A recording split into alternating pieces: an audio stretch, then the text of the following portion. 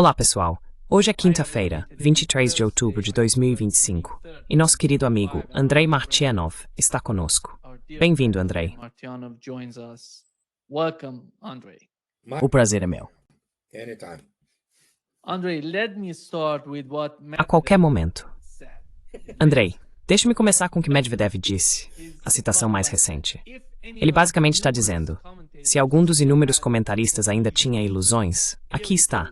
Os Estados Unidos são nosso inimigo, e a política deles em relação a nós não é nada além de nos ver como inimigos. O que é isso, Andrei? Porque ele estava falando sobre o cancelamento da cúpula em Budapeste, e parece que o lado russo sabe que o clima para negociações não está pronto para esse tipo de encontro.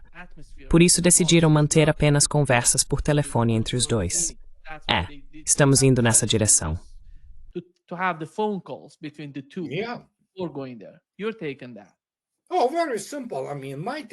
Muito simples. Minha visão sobre isso remonta a dezembro de 2021. Foi publicado pelo Ministério das Relações Exteriores da Rússia e chamado de ultimato. Mas muitas pessoas ainda não entenderam naquela época que as condições já estavam estabelecidas. Elas, na verdade, mudaram, porque agora a Rússia não está mais apenas observando, está literalmente apoiada naquele ponto inicial e categórico, como foi discutido no ultimato, ou como quer que se queira chamar. Agora há consequências. O Ocidente combinado se envolveu com toda a sua capacidade contra a Rússia e acabou enfrentando a derrota. E é como no pôquer, você sabe, quando tem uma sequência real ou algo assim. É isso que Putin tem. E Trump tem, bem, uns 2, uns 4, sei lá. Nenhuma carta de trunfo.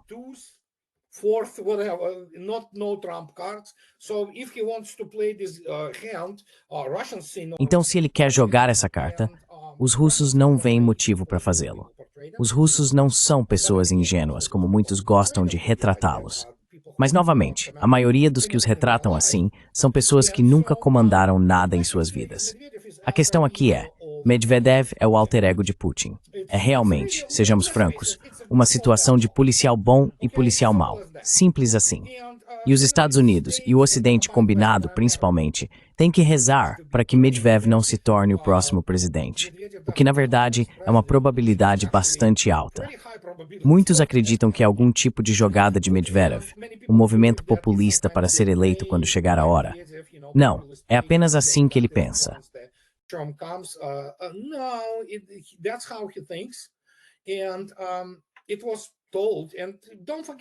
E foi dito.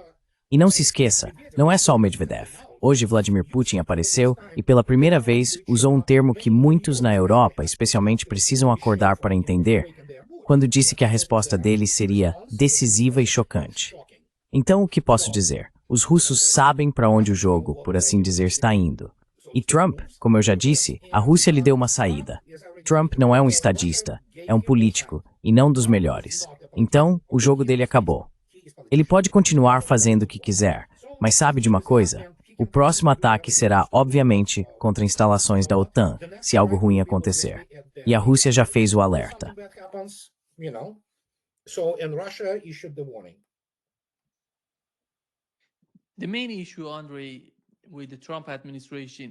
O principal problema, Andrei, com o governo Trump é a falta de consistência. Eles não são consistentes na forma como pensam, nem na forma como se comunicam com os russos. Quando se trata do cessar-fogo imediato de que estão falando, esse é o principal ponto antes da reunião entre os dois presidentes. Na sua opinião, há alguma chance de a Rússia aceitar um cessar-fogo imediato?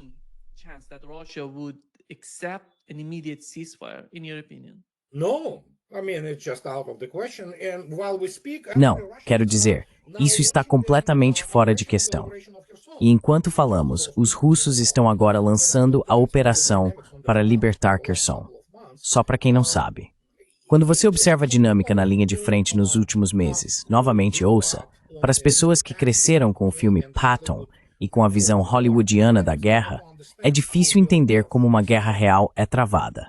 Os russos estão aniquilando cerca de 1.500 militares ucranianos por dia, mais ou menos, e continuarão fazendo isso até que a Ucrânia se renda e siga o que os russos determinarem, ou até que fiquem sem homens.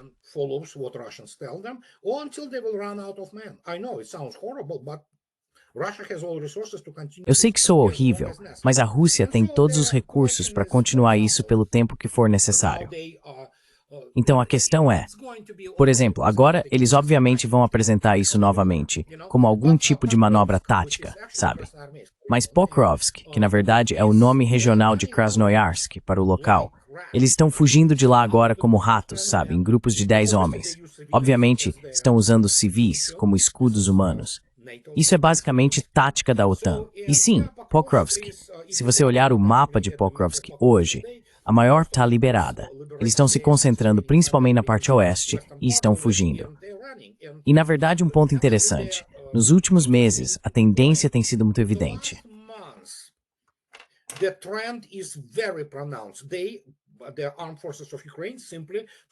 As forças armadas da Ucrânia simplesmente tentam evitar qualquer tipo de contato de combate, porque é assim que elas ficam desmoralizadas. A menos, é claro, que estejam drogadas e empurradas para ataques suicidas, aquelas chamadas contraofensivas, em que todos acabam mortos ou feridos, o que no fim das contas dá no mesmo. Portanto, nesse caso, a situação ao longo da linha de contato de combate define tudo nas relações internacionais de hoje. O movimento de uma brigada russa ou de uma ala aérea da Força Aérea Russa tem mais peso na política internacional do que, por exemplo, qualquer reunião de generais da OTAN tentando fingir que sabem o que é uma guerra de verdade.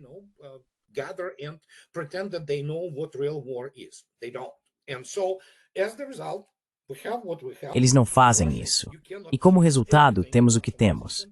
A Rússia, você não pode mudar nada na posição russa. É completamente idiota quando há pessoas, até mesmo no Ocidente, desde o Sr. Orbán até Steve Bannon e outros ex-grandes figurões do Departamento de Estado de todos os lugares, indo à Sky News e dizendo a guerra está perdida, acabou. Sim, nós sabemos que acabou. A questão é apenas até que ponto aqueles criminosos de guerra em Bruxelas, Londres, Paris e Washington querem insistir. E a única coisa que depende deles é quantos homens ucranianos mais serão massacrados. Só isso.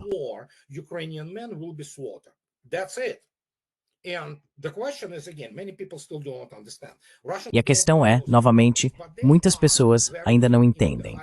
Os russos não precisam desses territórios, mas já estão profundamente dentro das regiões de Kharkov, Dnepropetrovsk e Sumy, sabe? E Kherson está sendo libertada, a operação já começou. Então eu não sei o que os Estados Unidos podem oferecer hoje. E a outra coisa que muitas pessoas, novamente por trás de todo esse ruído branco, por trás de todo esse vender a história, um bando de organismos unicelulares da mídia, porque nenhuma forma de vida complexa trabalha lá, especialmente na mídia dos Estados e do Ocidente.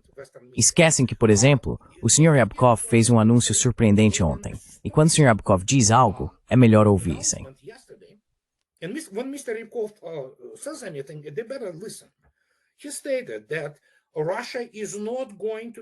Ele afirmou que a Rússia não vai compartilhar nenhuma informação sobre armas ou questões relacionadas à possível renovação do Tratado New START. A Rússia deu aos Estados Unidos até 2026, que aliás expira muito em breve. Depois disso, não haverá negociações sobre nenhum novo tratado START, e a Rússia deixará de cumpri-lo, continuando a produzir sistemas cujo significado muitas pessoas nem sequer compreendem. São sistemas de entrega estratégica que já mudaram o equilíbrio de poder no mundo, de forma dramática e em favor da Rússia. Nem vai ser justo. Quanto aos Estados Unidos, esqueça a Europa. O poder militar europeu é insignificante. E quando falamos sobre isso, as pessoas dizem, ah, sim, você sabe, o Trump diz isso.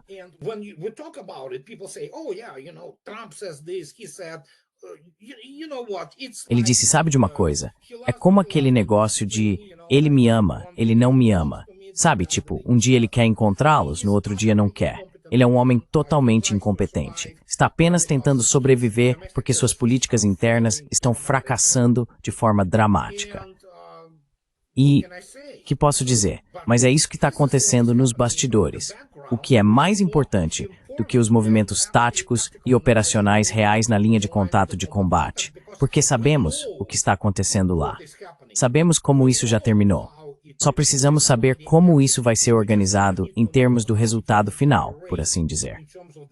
Porque não é apenas que muitos dos nazistas da Ucrânia precisam ser colocados atrás das grades. há muitos líderes políticos no Ocidente que são maníacos genocidas e criminosos de guerra declarados, criminosos contra a humanidade. Simples assim. E eles precisam ser levados à justiça.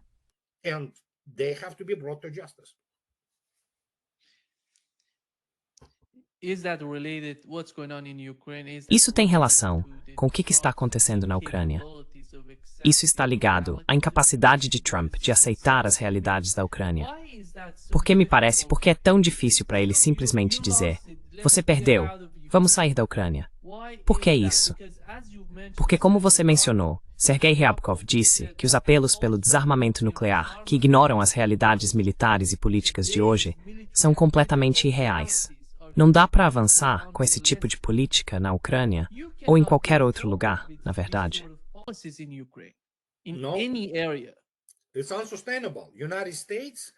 É insustentável. Os Estados Unidos, como superpotência, como se viam antes, são insustentáveis. Terão que reduzir seus apetites de forma gigantesca. Muitas pessoas falam sobre isso, dizendo que sim, o país precisa se concentrar principalmente. Bem, ok, vou colocar desta forma. Os Estados Unidos são mais do que apenas o Ocidente. Os Estados Unidos são uma civilização própria, que incorpora muitos elementos dramaticamente diferentes da Europa. Na verdade, os americanos diferem bastante dos europeus. Isso não significa que não existem pontos em comum. É claro que existem.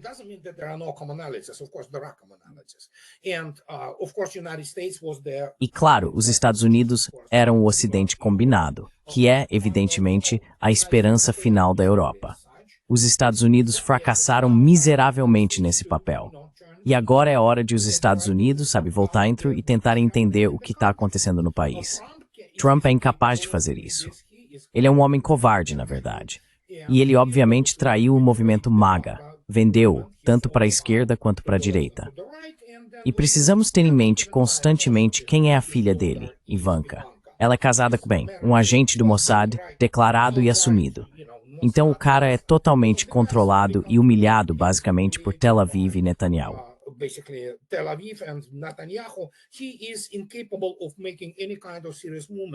Ele é incapaz de fazer qualquer tipo de movimento geopolítico sério. Mas os russos fazem o que fazem. Eles, jogam um osso aqui e ali para não destruí-lo completamente politicamente, porque obviamente a Rússia não tem interesse em sua humilhação total. Por causa de sua natureza narcisista e impulsiva, um homem que realmente não consegue controlar seus impulsos, ele agora está encurralado de todos os pontos de vista. Ele teve a chance de mudar as coisas. Lembra? Eu vou acabar com isso em 24 horas. Depois, uma semana, 2 semanas, 1 mês, 100 dias. E aqui estamos nós. Então, nesse caso, como lidar basicamente com o paciente comandando o hospício?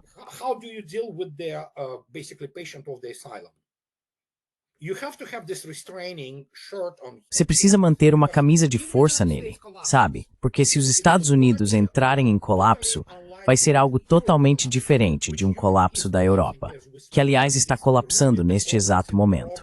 Está realmente acontecendo em tempo real. Obviamente, civilizações e países não entram em colapso da noite para o dia. Por exemplo, o colapso da União Soviética foi formalizado de um dia para o outro, depois do golpe de agosto. Mas ela já vinha se desintegrando há vários anos antes disso. E o mesmo vale para entidades ainda maiores, como a civilização ocidental. Então Trump é incapaz de salvá-la. Ele é incapaz de salvar os Estados Unidos. Ele é apenas um vigarista do mercado imobiliário de Nova York e o showman do programa O Aprendiz.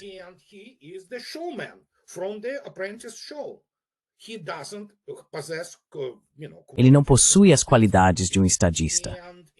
E neste caso específico, como se faz isso? Como lidar basicamente com o paciente de um asilo? E violento ainda por cima.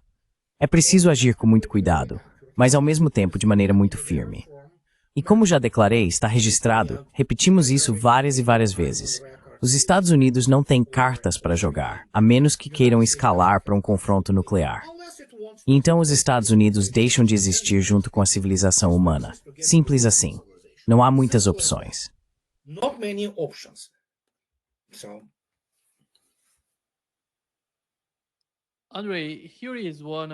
Andrei, aqui está um dos corajosos, eu diria, repórteres, perguntando ao secretário-geral da OTAN sobre os ucranianos.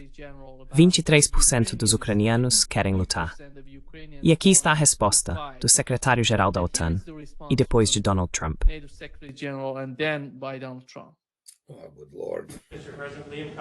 Minha pergunta é, na verdade, para o secretário-geral.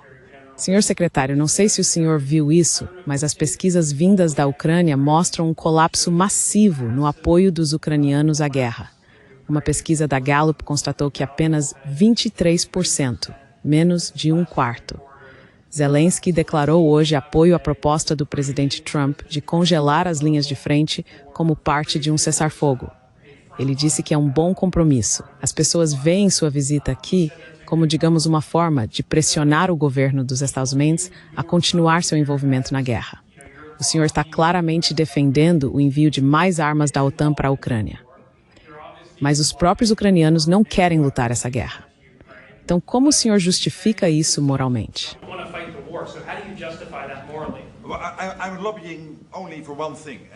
Bem, estou fazendo lobby apenas por uma coisa, que é garantir que acabemos com esta guerra. Não preciso fazer lobby com o presidente, porque estamos totalmente de acordo nisso. E é o que ele tem feito desde o primeiro dia.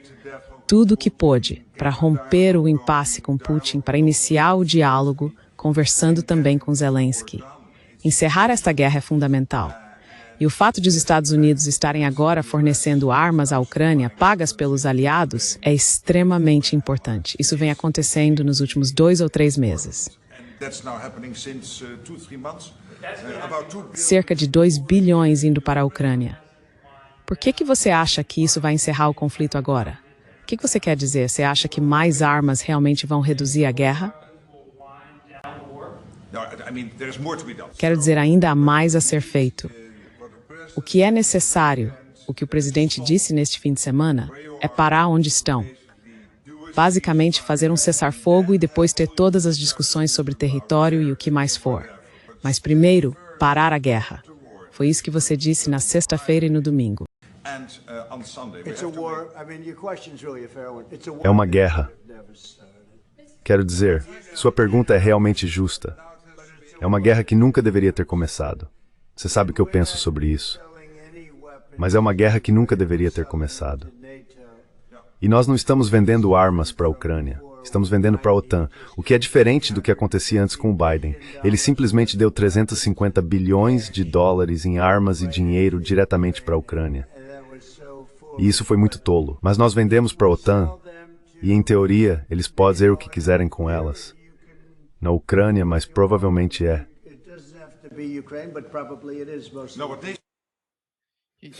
Sabe, é incrivelmente ignorante a maneira como eles estão reagindo ao relatório.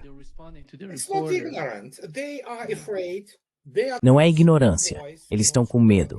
São como 2 garotos de escola, sabe? E Ruto é um imbecil. Desculpem, pessoal. Não existem políticos europeus normais por aí. Nenhum, zero. A maioria deles é basicamente de cretinos. Estão comprometidos de uma forma ou de outra.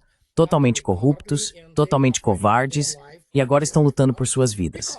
Por quê? No fim das contas, os europeus, a maioria dos europeus, não todos, não me entenda mal, não quero generalizar, mas a maioria dos europeus não sabe distinguir porcaria de crapola, sinceramente. Eles se importam apenas com o que é normal, seus estômagos. Não têm honra nem integridade. São a plebe. Vivem apenas, como tantas pessoas, de salário em salário.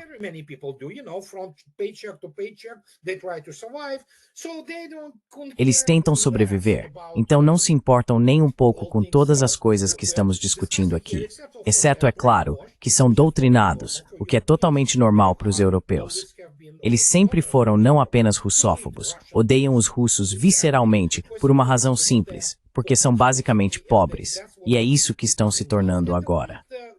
E a única escolha, ou opção, melhor dizendo, que os políticos europeus enfrentam agora é que multidões famintas, as multidões que não recebem o seu devido pão e circo, o que já está acontecendo, e que estão obviamente sendo feitos de tolos pela imigração africana e muçulmana, imigração árabe, e as cidades europeias já não parecem mais europeias, então podem se rebelar.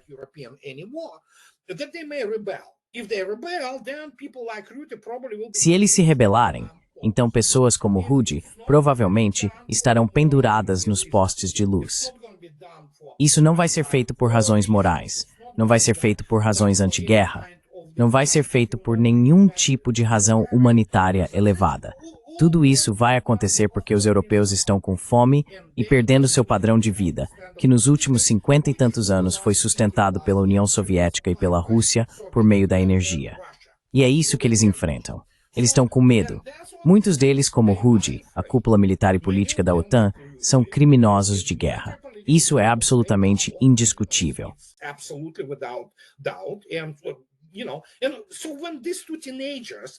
E então, quando esses dois adolescentes, eles são adolescentes, e adolescentes assustados, pessoas com a mentalidade de, bem, um corretor de imóveis trapaceiro de Nova York, o que você espera? Quando eles falam assim, é tudo sobre encenar aquela, sabe, persona pública, diante de pessoas que já conhecem o jogo. Muita gente conhece o jogo, sabe? E é por isso, há uma coisa que eu sempre destaco. Na Europa, você ainda pode ser preso por todo tipo de coisa que disser. Nos Estados Unidos, é muito mais difícil fazer isso. Graças a Deus pela Constituição, pela Primeira Emenda e pela Declaração de Direitos. Essa é a diferença. Os Estados Unidos são esse vasto universo de mídia alternativa, como o que estamos fazendo agora, falando livremente.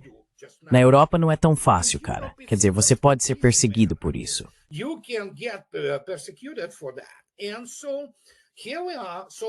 E então aqui estamos. Os europeus têm uma opção simples. Vou colocar desta forma. Essas são as duas opções que a Europa enfrenta, não os Estados Unidos. Os Estados Unidos são um jogo à parte, embora agora estejam entrando em uma situação desesperadora. E é desesperadora considerando a situação econômica e moral de lá. Mas na Europa, há apenas duas opções. Ou eles se tornam, como estão se tornando agora, algo como a faixa aérea 1 do campo de concentração de Orwell, com a polícia do pensamento e tudo mais, ou acabarão desaparecendo como nações, porque serão superados em número por todo tipo de pessoas que não são europeias, mas estão na Europa, não para compartilhar as maiores conquistas da civilização ocidental, e sim para viver no lugar dos europeus em seus países, o que inevitavelmente leva à morte dessas nações.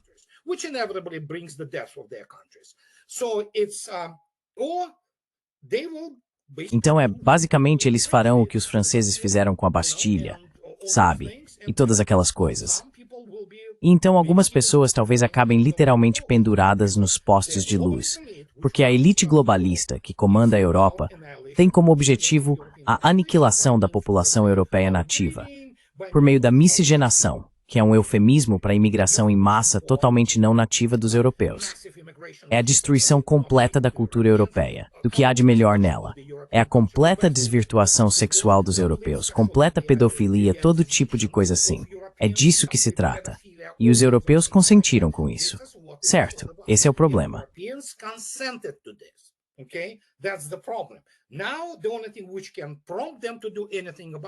Agora, a única coisa que pode levá-los a fazer algo a respeito é a fome. Uma situação do tipo Weimar, como na República de Weimar, com sopões comunitários.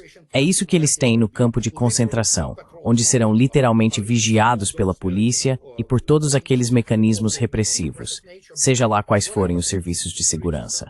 Ou então, podem se libertar e talvez tentar reconstruir algo sobre bases completamente diferentes. Os Estados Unidos estão em uma posição um tanto semelhante, mas é mais importante, porque se os Estados Unidos entrarem em colapso, com seu arsenal nuclear e tudo mais que está acontecendo agora, isso será um verdadeiro choque para a economia e a segurança globais. A Europa simplesmente não é mais tão importante.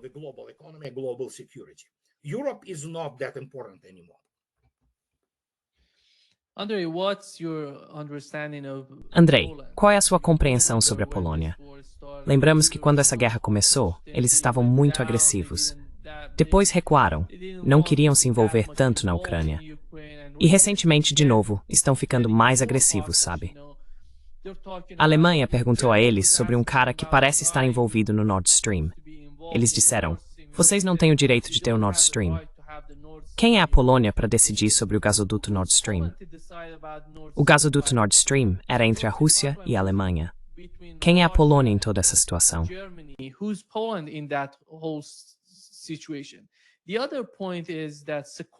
O outro ponto é que Sikorsky declarou que se o presidente russo quiser passar pelo nosso espaço aéreo, vamos atingir o avião dele.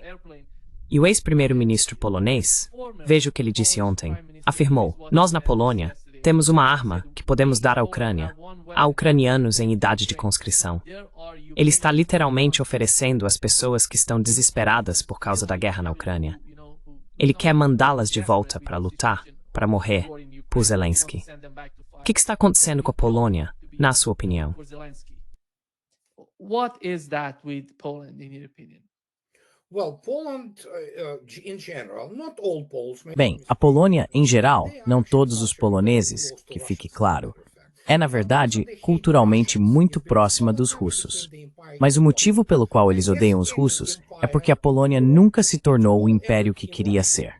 Como qualquer império na Europa, tudo terminava na Rússia.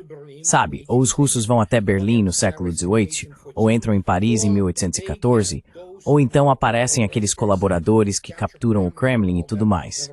Aí os russos se levantam, destroem a invasão polonesa, e então, basicamente, para lidar com a questão da ameaça polonesa, que era, obviamente, a ideia do Morza, esse grande império polonês de mar a mar.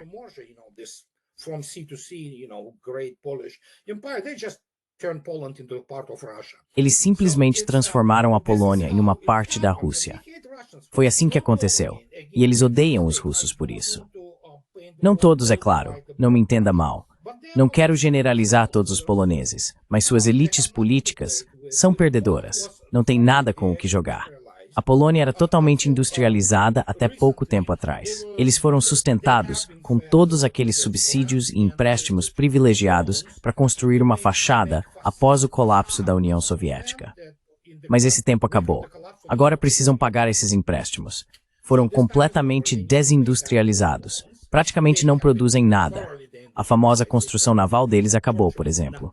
Então agora tentam fingir que ainda tem importância. Não tem.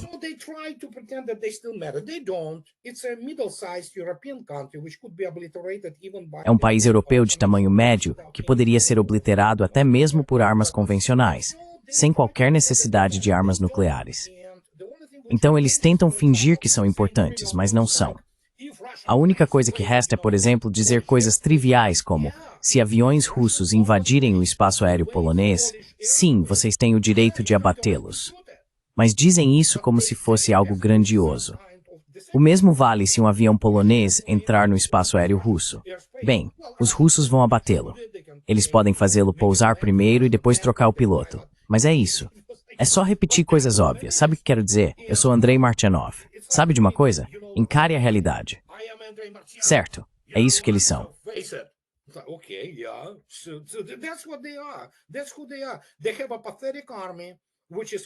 É isso que eles são. Eles têm um exército patético, obviamente abastecido pela OTAN. Não tem nada próprio, exceto como dizem: ah, sim, temos blindagem, podemos construir um tanque, sabe, ou algo assim. Basicamente, é isso que é um país armado pela OTAN. E eles sabem o que vai acontecer. Sabe, só os imbecis dos seus centros de estudos militares acreditam, por exemplo, que é possível atacar Kaliningrado sem consequências. É assim que eles vivem. E então, quando você olha para o Sikorsky, o cara é um completo cretino. Ele admitiu abertamente fazer, sabe, felação nos americanos. Pode procurar. A esposa dele, Annie Applebaum, é uma louca. Eles não são apenas russófobos.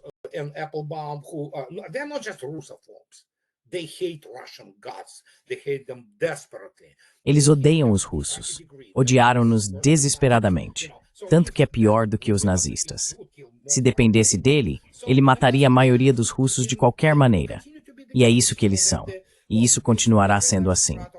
Essa camada muito estreita de verdadeiros pensadores poloneses, verdadeiros patriotas, eu conheço alguns deles, sempre estarão à margem, porque é assim que os poloneses são. Eles são controlados pelo menos por Londres, mas esqueceram que são um país europeu de porte médio, sem uma economia real. E agora vão ficar mais pobres. Sabe, vão continuar ficando mais pobres como o resto da Europa.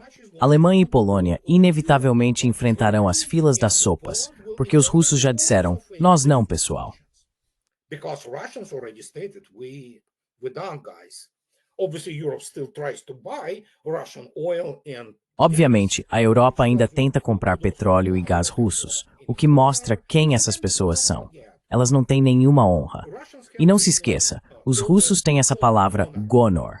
Gonor, como dá para perceber pelo som, quase tem que ser o quê? Um derivado da palavra honra, certo? Ela realmente compartilha alguma semelhança com essa palavra. Mas quando você fala, por exemplo, da elite política polonesa, a szlachta, por assim dizer, eles têm gonor, não honra. Eles não têm honra, mas têm gonor, que é claro, ambição, arrogância, soberba. É isso que significa em russo. Eles têm isso. Eles não têm honra, não têm capacidade, não têm uma economia de verdade, não têm um exército de verdade.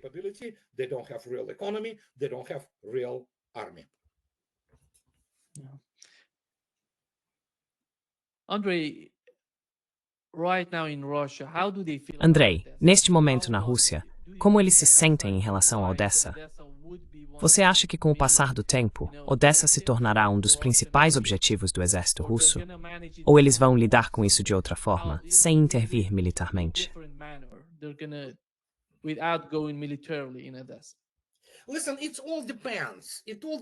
Ouça, tudo depende. Tudo depende. Novamente, antes de tudo, não tenho acesso a nenhuma das considerações do Estado-Maior ou do Conselho de Segurança da Rússia. Gostaria de ser uma mosca na parede lá por pelo menos 30 minutos. Mas a questão é que existem, obviamente, duas maneiras de lidar com isso. Concluir de vez e basicamente massacrar praticamente todos os homens em idade de recrutamento, de cerca de 12 a 65 ou 70 anos, na Ucrânia, e então simplesmente ir e tomar Odessa sem muita resistência. Isso pode acontecer? Sim, pode. Mas os russos querem isso?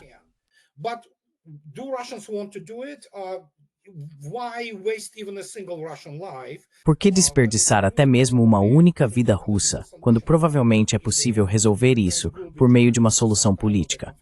No fim das contas, a Ucrânia será transformada em algum tipo de confederação, e eventualmente, mais adiante, depois que o processo de desnazificação for concluído, essas cidades poderão retornar à Rússia politicamente. Então isso também é possível. Obviamente, esta é uma cidade russa. Mas quem sabe? Podemos especular, é claro. Mas eu realmente não quero.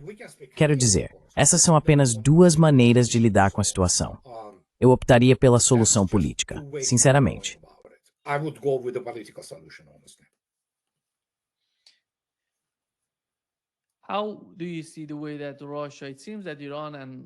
Como você vê o modo como Rússia e Irã parecem estar reconsiderando suas políticas na Síria? Qual é a principal preocupação de ambos os lados? E eles têm algum tipo de terreno comum para trabalhar juntos?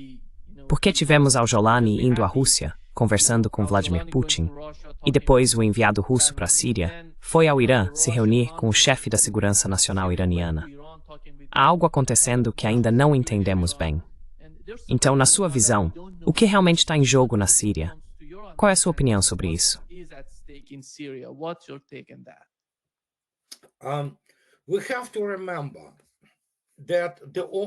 Temos que lembrar que a pessoa que convenceu a liderança russa a entrar na Síria foi, claro, o falecido general Soleimani.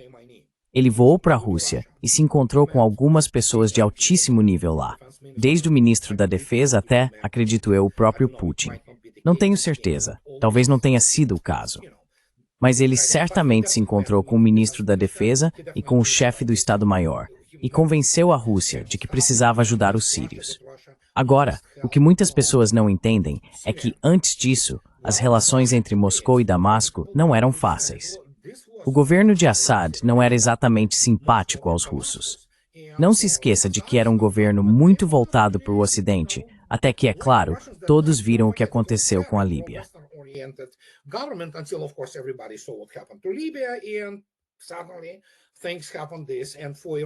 E de repente, as coisas começaram a acontecer. Para o Irã, o único poder muçulmano que realmente apoiava os palestinos, isso foi muito crítico. E claro, ao Hezbollah e todas essas questões, o Irã já estava presente na Síria. Então lá vamos nós. Em 2015, os russos entram na Síria, fazem o que fazem. Depois os israelenses matam grande parte da liderança do Hezbollah e a enfraquecem, obviamente. Mas no fim, quando o governo de Assad caiu, de repente temos essa situação incrível, com todas as negociações e barganhas acontecendo. De repente há negociações porque Al-Jolani, ele é um terrorista, foi do ISIS, mas de repente, sim, os ventos políticos, os climas políticos mudam. Ele precisa sair.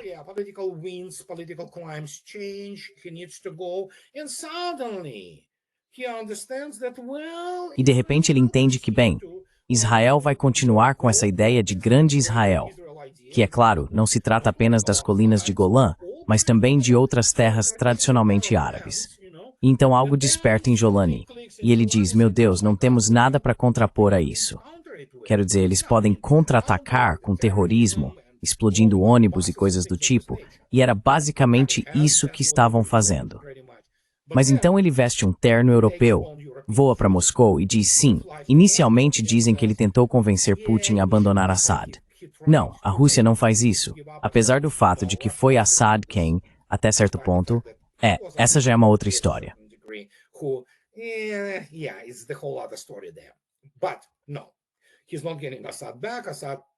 Mas não, ele não vai recuperar o Assad. Assad leva uma vida confortável com asma, que Deus abençoe.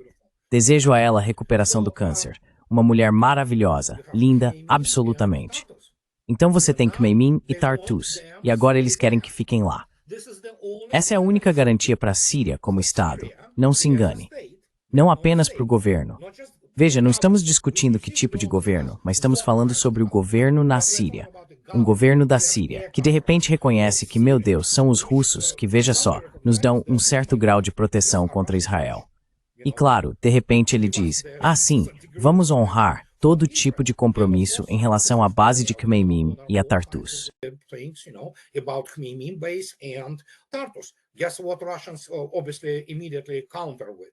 Adivinha com o que os russos imediatamente contra-argumentam? Tudo bem, a Rússia não está desesperada por essas bases. Se acontecer, aconteceu. Tudo bem. Mas e os alauítas e cristãos? Como um regime sob Jolani garantiria que essas pessoas tenham liberdade e sejam protegidas? Esse é o ponto de negociação. Depois disso é preciso ir ao Irã, que foi o iniciador da participação russa na guerra na Síria. Houve muitas ocasiões em que o Hezbollah iraniano, estava em estreita coordenação, lutando junto com os russos. Eles precisam explicar a eles que o inimigo deles, Jolani, não é um homem diferente. Ele continua sendo um bandido.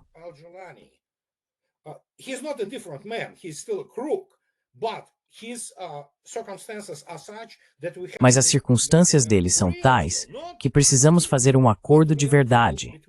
Não um acordo do Trump, mas um acordo real entre nós, para equilibrar os interesses. Porque se alguém acha que, e há muitos, os imbecis que acreditam em tudo isso, sabe que se tivermos prisão de ventre, os judeus também controlam isso. Mas o fato é que há muitos na Rússia, incluindo pessoas no alto escalão da liderança político-militar russa, que há décadas reconhecem oficialmente o Estado palestino. E nesse caso, isso não significa que Putin conversa, com Netanyahu. A Rússia reconhece o Estado palestino. O que há para não entender aqui? Então, nesse caso, a Rússia estará presente ali como um contrapeso a Israel. Se Israel quiser deixar de existir, é claro, eles são livres para tentar atacar, os russos.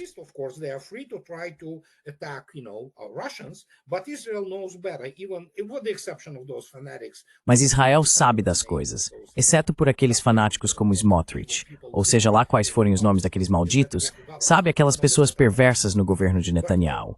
Não que Netanyahu seja melhor, mas esse é o equilíbrio atual. E isso essencialmente se torna esse trípode renovado, embora em uma base completamente nova e diferente, concebido por Soleimani, Irã, Síria e Rússia. E isso é obviamente contrário a Israel. E eles são um dos garantes do eventual retorno dos palestinos à sua terra natal e coisas desse tipo. Bem, o Líbano obviamente também estava presente ali, e foi onde várias forças estavam. Então é isso. E esse cara da Síria entende isso.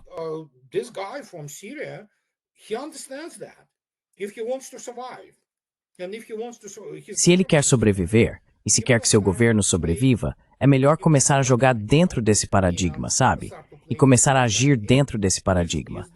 Este é o novo clima político no Oriente Médio, e ninguém vai permitir que Israel tenha um grande Israel. Ainda assim, a questão principal continua, e não podemos ignorá-la. Onde estão os árabes? Nós sabemos onde eles estão. Estão se vendendo para a esquerda e para a direita, para quem pagar mais. E, como resultado. Mas, de novo, sabe, é isso que eu sempre tento explicar. O que diabos está acontecendo? E todo mundo diz, a Rússia tem que fazer isso e aquilo. Não, a Rússia não tem que fazer nada. Os russos já fizeram mais do que o suficiente, e o mesmo vale para o Irã. Então, se os árabes não querem fazer nada pelos palestinos, bem, o que posso dizer? É uma escolha deles.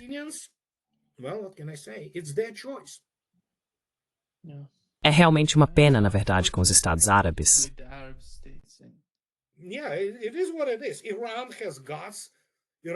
É o que é. O Irã tem coragem, o Irã tem fibra. E o Irã sempre foi, sabe, nesse sentido, solidário aos palestinos. Eles se sacrificaram por isso. E sim, isso só pode, sabe, despertar respeito. Mas o Egito, meu Deus, quero dizer a Jordânia, pelo amor de Deus. É a 500 milhão de pessoas que, melhor nem entrar nesse assunto. Eles não estão fazendo nada.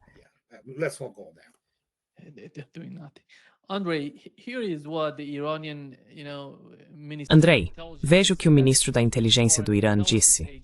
50 agências de inteligência estrangeiras ajudaram Israel durante a guerra de 12 dias contra o Irã. Isso mostra o quanto eles vinham se preparando para a guerra, para o ataque ao Irã. Sabemos que, recentemente, o chefe do Conselho de Segurança Nacional do Irã, Ali Larijani, foi à Rússia e se encontrou com Vladimir Putin. Tenho certeza de que eles conversaram sobre a possibilidade de uma nova guerra entre o Irã e Israel. Agora, quando se trata do Irã, considerando o que discutimos na semana passada, sabemos que os MiG-29 estão no Irã. Eles estão sobrevoando os céus de Teherã. Vimos algumas imagens disso. O que está acontecendo? Qual é o estado de espírito entre os militares iranianos, na sua opinião? Qual seria a melhor estratégia para eles, na sua visão?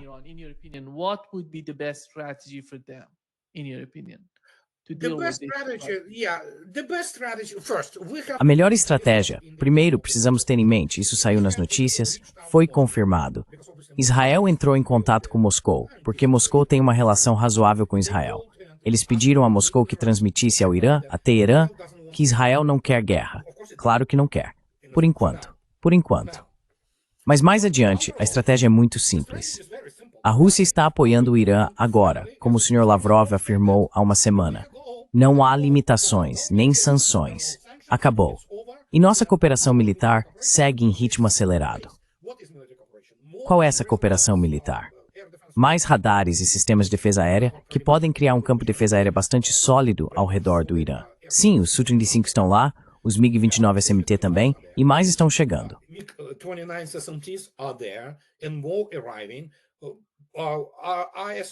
Os S-400 estão chegando? Sim, tenho quase certeza de que sim. O Irã vai recebê-los, já recebeu alguns antes, mas agora eles serão mais integrados ao circuito russo de R, ou seja, inteligência, vigilância e reconhecimento. Assim, o país passará a receber todo tipo de dados e informações necessários para direcionamento de alvos. Há muitas coisas acontecendo por lá. Quero dizer, por exemplo, a mudança na postura do Sr. Aliyev em relação ao Azerbaijão. Não é por acaso. Não é só porque ele basicamente foi privado do seu troco de bolso pelos russos quando eles destruíram todas aquelas refinarias que processavam o petróleo azeri para os ucranianos, nada menos. Também é porque, de repente, o Azerbaijão está de volta e quer esse corredor norte-sul e todos aqueles projetos no Mar Cáspio e coisas desse tipo.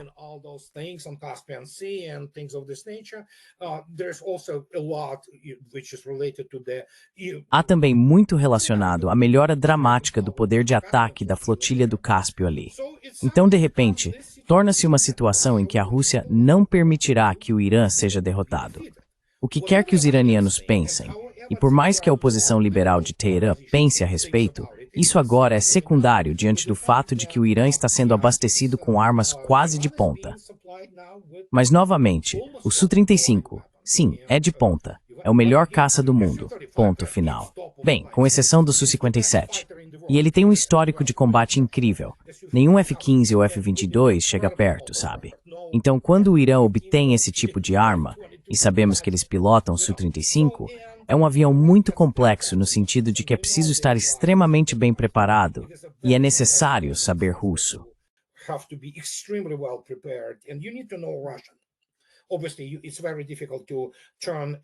Obviamente, é muito difícil transformar toda a aviônica e esse cockpit digital completamente para o Farsi. É preciso manter a relação semântica com a forma como você interage com as redes neurais que ajudam a controlar o Su-35. E nesse caso, é necessário saber russo. Isso é algo importante. Aliás, quando os pilotos chineses começaram a receber o Su-35, há cerca de 8 anos, sabe o que eles pediram? Pediram que todo o cockpit fosse estritamente em russo. Isso foi muito interessante, não foi? Porque a língua russa possui um aparato semântico muito sério para o combate, inclusive o combate aéreo. E esse é outro ponto. É preciso saber pilotar essas máquinas. Os pilotos iranianos provavelmente fizeram cursos na Rússia.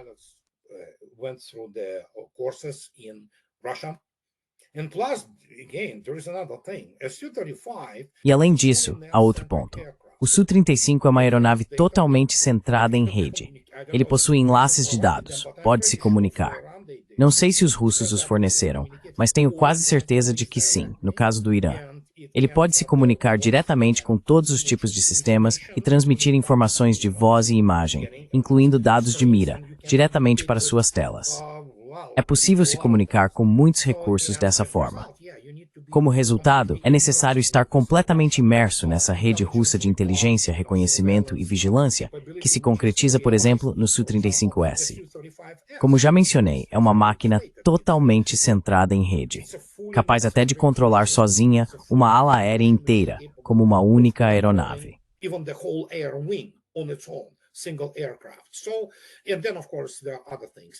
Então, e depois, é claro, há outras coisas. Se você observar isso e olharmos para o poder convencional do Irã, os tanques produzidos internamente e coisas desse tipo, está se tornando uma força militar muito importante e poderosa. E isso por si só é o fator de dissuasão. É preciso dissuadir o Irã, quero dizer, Israel. A única coisa em que Israel pode realmente confiar é nos Estados Unidos. Mas a única coisa que os Estados Unidos podem realmente fazer contra o Irã é lançar Tomahawks. E só.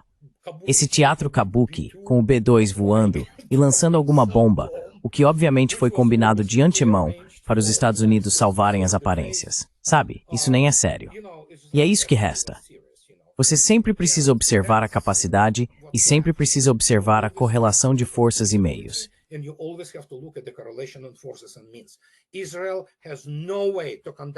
Israel não tem como conduzir uma operação terrestre contra o Irã. Seria aniquilado de qualquer forma.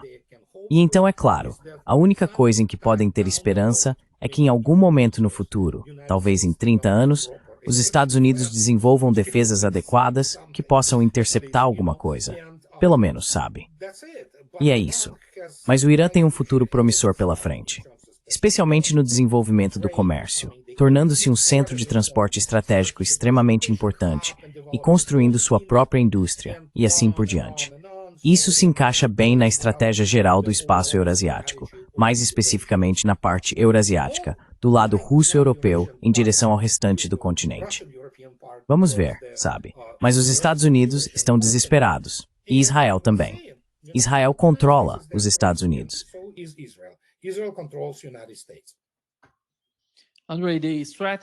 A estratégia por parte dos israelenses, caso decidam atacar o Irã novamente, seria usar caças mais uma vez, invadindo o espaço aéreo iraniano, imagino. Nem sabemos com o...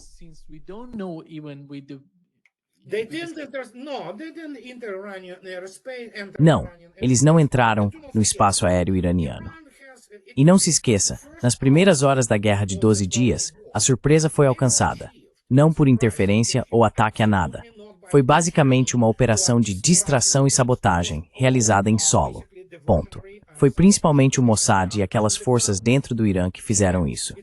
Eles mataram os comandantes de bateria ou de batalhão das unidades de defesa aérea. Sabotaram alguns dos complexos de defesa aérea, alguns sistemas de radar, era isso que estava acontecendo. Em 10 horas, após o início disso, a defesa aérea iraniana começou a se recuperar.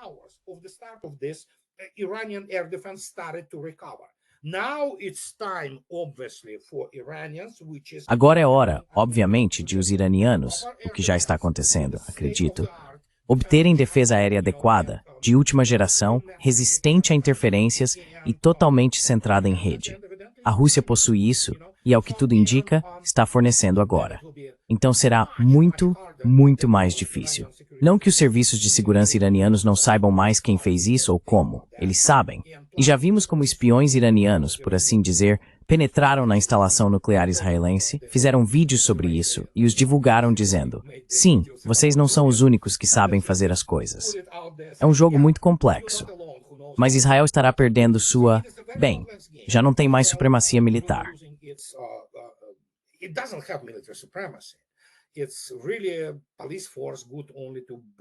É realmente uma força policial boa apenas para bombardear árabes indefesos, sabe? Mas mesmo quando eles começam a revidar, Israel acaba levando um golpe. E todos nós lembramos o que aconteceu em 2006. Então é isso que está acontecendo. Pelo menos por enquanto, eles transmitiram a Moscou que não querem uma guerra. Claro que não querem. Nós não conhecemos o quadro completo. Temos apenas alguns vislumbres da verdadeira extensão dos danos a Israel. É por isso que eles imediatamente impuseram censura a tudo que sai de Israel. Mostra o quão democráticos eles são. Os danos foram muito mais sérios e graves pelos ataques iranianos do que eles querem admitir. E sim, vimos algumas evidências disso. É horrível.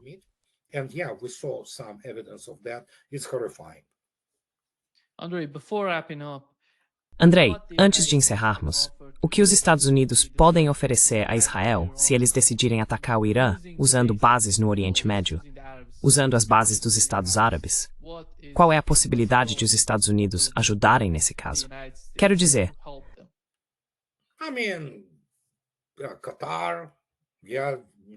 Catar, sim, envolvimento direto. Vimos como a defesa aérea dos Estados Unidos ajudou Israel agora há pouco. É uma piada, na verdade.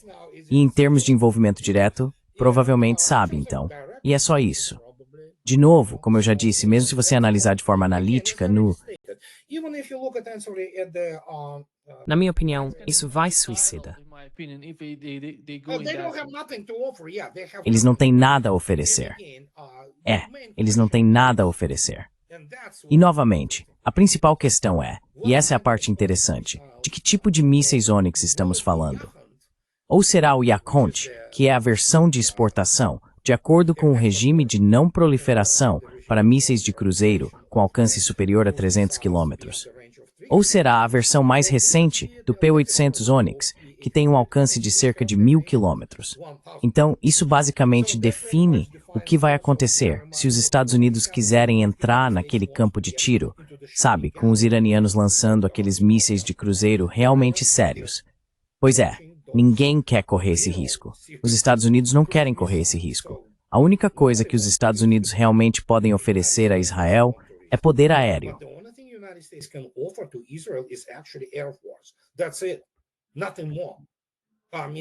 É isso. Nada mais. Quero dizer, os Estados Unidos não podem colocar tropas em solo. Quero dizer, veja bem, mesmo que presumíssemos que de alguma forma o Irã permitisse que os Estados Unidos, por meio ano, pré-montassem uma força no Iraque, sem fazer nada, apenas deixando-os entrar nas áreas de concentração, como sabe na Guerra do Golfo 1.0 com esse imbecil, bem, isso já é outra história. Então a questão é, o que vai acontecer depois disso? As baixas seriam de tal forma que os Estados Unidos simplesmente não conseguiriam sustentar a operação. E claro, o Irã não é o Iraque. É um terreno de pesadelo, um verdadeiro pesadelo. Quero dizer, você entra em uma passagem com sua coluna de tanques ou o que for e está morto. Ponto.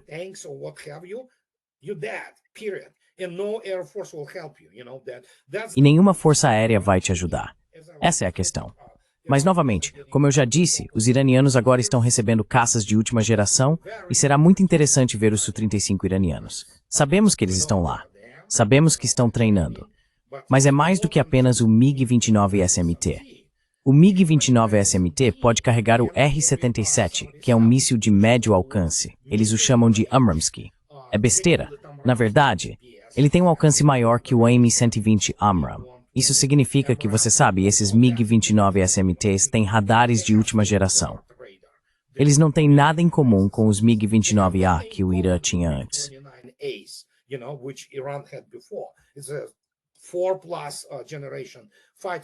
É um caça de mais de quarta geração, com radar excelente, sistemas eletroópticos excelentes e capaz de carregar um míssil ar-ar com alcance de 180 a 200 quilômetros, o que supera tudo que os Estados Unidos e Israel têm em seus arsenais. O Su-35, no entanto, pode carregar o R-37, um míssil ar-ar com alcance de 400 quilômetros. E isso muda completamente o equilíbrio de poder. E adivinha? Não importa se você é furtivo ou não. Basta ter a posição aproximada do caça inimigo, além do alcance dos mísseis dele, e ele será lançado. Vai cumprir a missão. Sim. Muito obrigado por estar aqui. Grama. Anytime. See you. Para mais arte, qualquer hora. Caça mais. Tchau.